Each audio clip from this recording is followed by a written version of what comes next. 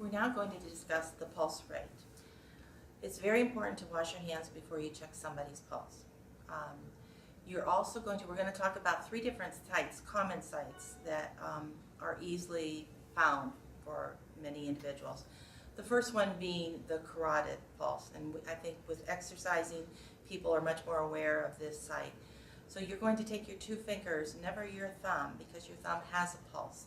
You always take your 2 fingers and you're going to place it on your neck, and if you press in, you will feel this pulse. You're going to count for a minute, for 60 seconds, to get the pulse rate. The pulse rate is indicative of how many beats per minute your heart is doing. It also tells you the strength of the beat and if there's any irregularity in the counting, if it is not a regular count. The second site that you're going to be checking is the brachial.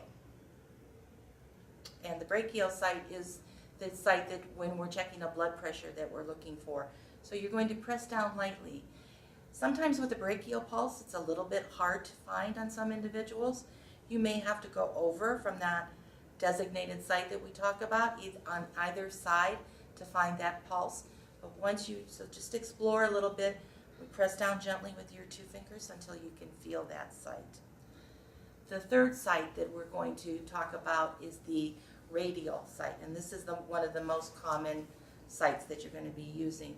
So you are going to go up on the radial bone, and when you press gently with your 2 fingers, you'll find your pulse rate. Again, you will count for 60 seconds. If it's a regular seconds, after you're done, you document what the pulse rate is, and if there's any irregularity that you notice, please report to your supervisor so we can make sure that that person is evaluated. And just remember that when you're taking the pulse on the wrist, it's always the thumb side is where the best pulse can be felt. Excellent. Want to do